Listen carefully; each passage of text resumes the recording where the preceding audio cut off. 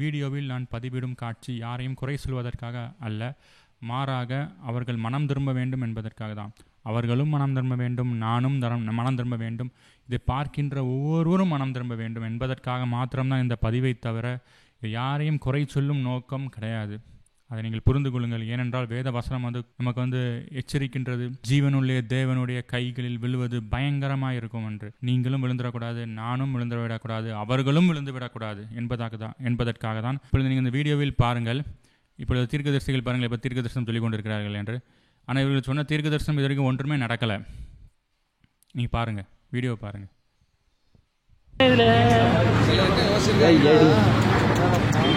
தண்ணி அந்த வீடியோல பார்த்தது அவர்தான். அப்பா தெருக்குள்ள எப்படி போகுது? அந்த ஊழியக்காரர் பேசினார அவர்தான் இவரு. குளம் உடஞ்சிட்டா வீடே முடிஞ்சிச்சு. அவ்வளவு வீடு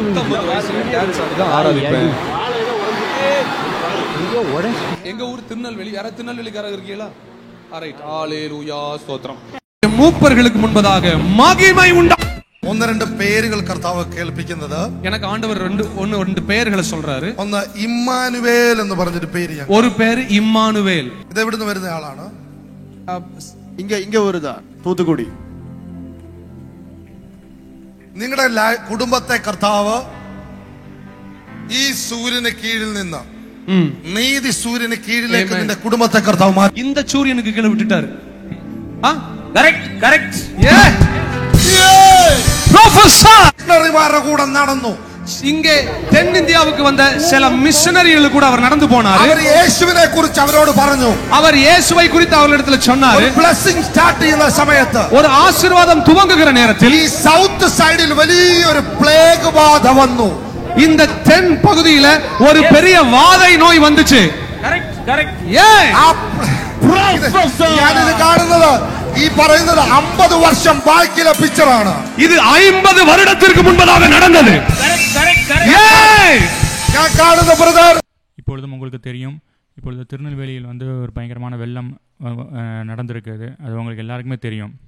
எத்தனையோ மக்கள் பயங்கரமாக பாதிக்கப்பட்டு உள்ளார்கள் என்பதை நீங்கள் அறிவீர்கள். அதாவது இந்த எல்லா தீர்க்கதரிசிகள் வேதத்தை எடுத்து பேசிக் கொண்டிருக்கின்ற அத்தனை தீர்க்கதரிசிகளும் திருநெல்வேலியிலிருந்து எழும்பினவர்கள் தான். அது உங்களுக்கு நன்றாக தெரியும். எல்லா தீர்க்கதரிசியும், மோகன் சிலாசரஸ், பால் தினகரன், ஜான் ஜபராஜ், அவ்வளோ பேரும் இங்கேருந்து சென்னையில் இருக்கிற அத்தனை பேரும் திருநெல்வேலியிலிருந்து போனவர்கள் தான். அதை நாம் புரிந்து கொள்ள வேண்டும். இத்தனை தீர்க்கதரிசிகளும் திருநெல்வேலியில் இருக்காங்க. ஆனால் திருநெல்வேலியில் இப்படி ஒரு வெள்ளம் வருதுன்னு ஏன் அந்த திருநெல்வேலியில் உள்ள தீர்க்கதரிசிகள் யாருமே உங்களுக்கு முன் அறிவிக்கலை, யாருமே ஏன் தீர்க்க தரிசனம் உரைக்கவில்லை. அதனால் இதிலிருந்து நீங்கள் சிந்தித்துக் கொள்ளுங்கள், இவர்கள் கிறிஸ்தவர்களை வஞ்சித்துக் கொண்டிருக்கிறார்கள் என்பதை. இப்படி நாங்கள் குறை சொல்கிறோம் என்று நீங்கள் சொன்னால், நீங்கள் வேதம் குறை சொல்லுகின்றது என்று சொல்லுவதற்கு ஈடாகும். என்றால் வேதம் தான் இதை சொல்லுகின்றது, நான் சொல்லவில்லை. நான் ஆஸ்டின் ஆகிய நான் இதை சொல்லவில்லை. நான் சொன்னால்தான் அது குறையாகும். வேதம் இதை சொல்லுகிறது என்று தான் நாங்கள் சொல்லுகிறோம். அப்படின்னா வேதமே குறை சொல்லுது, ஆனால் நீங்கள் வேதத்தை நான் வாசிக்க மாட்டேன் அப்படின்னு நீங்கள் சொல்லுவீர்களா? சொல்ல மாட்டீர்கள் அல்லவா? ஏனென்றால் இங்கே பாருங்கள், வேதம் தான் சொல்லுது. என்ன சொல்லுது? கள்ள கிறிஸ்துக்களும் கள்ள தீர்க்கதரிசிகளும் எழும்பி கூடுமானால் தெரிந்து கொள்ளப்பட்டவர்களும் வஞ்சிக்கத்தக்கதாக பெரிய அடையாளங்களை செய்வார்கள். வேதம் சொல்கிற இந்த இதை நம்ம பாட்டை எடுத்துடலாமா? வேதத்திலிருந்து வேதம் சொல்கிறது தான் நாங்கள் சொல்கிறோம். நாங்கள் குறை சொல்கிறோம் என்று சொல்லி நீங்கள் உங்களை வஞ்சித்து அவர்களிடத்தில் போய் ஏமாந்து விடாதீர்கள். ஏனென்றால் நாங்கள் குறை சொல்லவில்லை, இதை வேதம் தான் நமக்கு எச்சரித்து சொல்லுகின்றது. வேதம் எச்சரித்து சொல்லுகின்றதை நான் உங்களுக்கு சொல்லிக் கொண்டிருக்கிறேன், அவ்வளவுதான் என்னுடைய பாட்டு. ஏனென்றால் எனக்கும் நியாயம் தீர்ப்பு உண்டு, உங்களுக்கும் நியாயம் தீர்ப்பு உண்டு, எல்லாருக்கும் நியாயம் தீர்ப்பு உண்டு. யாருமே நம்ம ஜீவனுள்ள தேவனுடைய கைகளிலிருந்து எல்லாருமே தப்பித்துக் கொள்ள வேண்டும் என்பதற்காக தான் இந்த பதிவு. நானும் தப்பித்துக் கொள்ளணும், நீங்களும் தப்பித்துக் கொள்ளணும், அவர்களும் தப்பித்துக் கொள்ளணும் என்பதற்காக தான். ஏனென்றால் இந்த பதிவை நான் பதிவிடவில்லை என்றால் நான் தேவனிடத்தில் கணக்கு கொடுக்க வேண்டும். வாங்க நம்ம வீடியோக்குள் போகலாம். தீர்க்க தரிசனம்னா முதலாவது என்ன என்பதை நாம் பார்ப்போம். தீர்க்க தரிசனம் என்றால் என்னவென்றால், ஏற்கனவே வேதத்தில் எல்லா வசனங்களும் தீர்க்க தரிசன வசனங்கள் தான். அதாவது புதிய ஏற்பாட்டில் வந்த வசனங்கள் அத்தனையும் தீர்க்க தரிசனம் தான். அதை நீங்கள் கிறிஸ்தவ ஜனங்களை புரிந்து கொள்ள வேண்டும். இயேசு கிறிஸ்து எல்லாவற்றையும் நமக்கு கூறிவிட்டு சென்று விட்டார். பூமி எதிர்த்து நடக்கும், கடைசி காலத்தில் அன்பு தணிந்து போகும், கடைசி நாட்களில் வெள்ளம் வரும், எல்லா தீர்க்க தரிசனங்களும் வேதத்தில் இருக்கிறது. புதுசாக நம்ம எந்த ஒரு தீர்க்க தரிசனமும் நம்ம கூற வேண்டிய தேவையில்லை. ஆனால் வேதத்தில் அதற்காக நான் தீர்க்க தரிசனம் இல்லை, வெளிப்பாடு வரங்கள் இல்லை என்று நான் கூறவில்லை. வெளிப்பாடு வரங்கள் உண்டு. கடவுள் ஒவ்வொரு ஜனங்களுக்கும் அவருடைய வார்த்தையின் மூலமாக எச்சரித்துக் கொண்டிருக்கிறார். ஆனால் வேதத்தில் உள்ள தீர்க்க தரிசனம் எப்படி இருக்க வேண்டும் என்றால், ஒருத்தன் ஆபத்தில் இருக்கும்போது ஆபத்திற்கு முன்பதாக அவனிடத்தில் போய் சொல்லி இந்த ஆபத்து வரப்போது நீ இதிலேருந்து தப்பித்துக்கொள்ளுன்னு சொல்லுவது தான் வந்து தீர்க்க தரிசனம். அதே போல தான் அந்த ஆபத்து அவன் வரும், அதிலேருந்து தப்பித்துக்கொள்வான், அதுக்கப்புறம் அவன் கிறிஸ்துவுக்காக செல்வான். இந்த வாசகத்தை வாசித்து கொண்டே நான் சொல்வதையும் கேளுங்கள். அதாவது தீர்க்க தரிசனம் என்றால் என்ன? தீர்க்க தரிசனம் வேதத்தில் ஜலப்பிரளயம் வரும், சுனாமி வரும், பூமி அதிர்ச்சி வரும், கொள்ளை நோய்கள் வரும், ரகசிய வருகை வரும், 2ஆம் வருகை வரும் வரைக்கும் வேதத்தில் வந்து தீர்க்க தரிசனம் எழுதப்பட்டு விட்டது.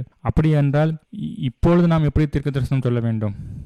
பூமி அதிர்ச்சி வரும், இது வரும், அது வரும் சும்மா சொல்றது வந்து தீர்க்க தரிசனம் கிடையாது. ஏன்னா அது வேதத்தில் ஏற்கனவே இருக்கு. இப்பொழுது நாம் வெளிப்பாடு கொடுக்க வேண்டும், வெளிப்பாடு வரங்கள் உண்டு, தீர்க்க தரிசனங்கள் உண்டுன்னா அது நடக்க போகிறதற்கு முந்தின நாளோ இல்லை 2 நாளோ இல்லை 3 நாளுக்கோ முன்னாடி போய் சொல்வது தான் தீர்க்க தரிசனம். இந்த டைமிங்கை விட்டுட்டு பூமி எதிர்ச்சி வரும், அது வரும், இது வரும்னு சொல்லுவது வந்து தீர்க்க தரிசனம் கிடையாது. ஏனென்றால் அது ஏற்கனவே வேதத்தில் புதிய ஏற்பாட்டில் எழுதப்பட்டு விட்டது. அப்படின்னா எது தீர்க்க தரிசனம் என்றால் இப்போ 2 நாளைக்கு நடக்குதா, நம்ம இன்றைக்கு போய் சொல்வது தான் தீர்க்க தரிசனம். அதுதான் வெளிப்பாடு. அது எதற்காக சொல்கிறோம்? அப்படி சொல்லி அது நிமித்தம் அந்த சம்பவம் நடக்க கடவுள் அவர்களை காப்பாற்றி அது நிமித்தம் அவர்கள் கிறிஸ்துவுக்காக ஓட வேண்டும். அதற்காக தான் இந்த தீர்க்க தரிசனம் வந்து சொல்லப்படுகின்றது.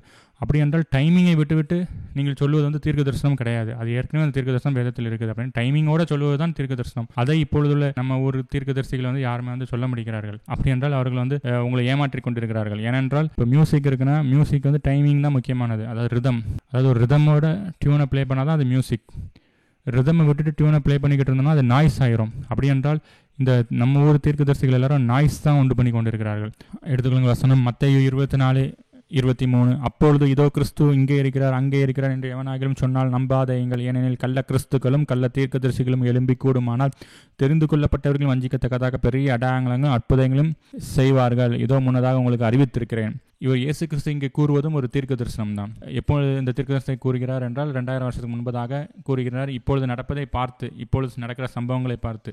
அதனால் பாருங்கள், இதிலிருந்து நான் இந்த வசனத்தின் மூலமாக நம்ம வந்து முதலாவது புரிந்து கொள்ள வேண்டும். எல்லா கிறிஸ்தவ விசுவாசிகளும் நீங்கள் எதற்காக ஒவ்வொரு ஊழியர்கள்ட்டையும் நீங்கள் ஓடிக்கொண்டிருக்கிறீர்கள்? நீங்கள் அதை ஓடிக்கொண்டிருப்பதே முதலாவது தேவ சித்தம் கிடையாது. ஏனென்றால் வேத வசனம் சொல்லுகின்றது கிறிஸ்து அங்கே இருக்கிறார், இங்கே இருக்கிறார், அங்கே போனால் கிறிஸ்துவை பார்த்துடலாம், இங்கே போனால் கிறிஸ்துவை பார்த்துடலாம் என்று சொல்லி ஓடாதிருங்கள் தான் வேத வசனமாக வந்து நமக்கு தெளிவாக எச்சரிக்கின்றது. நீங்கள் உங்கள் வீட்டிலிருந்து நீங்கள் ஜெபிக்கும் போது கிறிஸ்து உங்களிடத்தில் வந்து பேசுவார். அதை நீங்கள் வந்து புரிந்து கொள்ளுங்கள். அதனால் தீர்க்க தரிசனம் சொல்லுவது வெள்ளம் வரும், சுனாமி வரும், அது வரும், இது வரும் என்று சொல்லுவது தீர்க்க தரிசனம் கிடையாது. கரெக்டான நேரத்தில் கரெக்டான நபர்கள் இடத்தில் கரெக்டான டைமில் கரெக்டாக அவர்களை சொல்லி அவர்களை போய் காப்பாற்றுவது தான் தீர்க்க தரிசனம். அதை நீங்கள் கிறிஸ்தவ ஜனங்களை புரிந்து கொள்ளுங்கள். ஏனென்றால் வேதத்தில் இருக்கிற புதிய ஏற்பாடே ஒரு தீர்க்க தரிசன புத்தகம் தான்.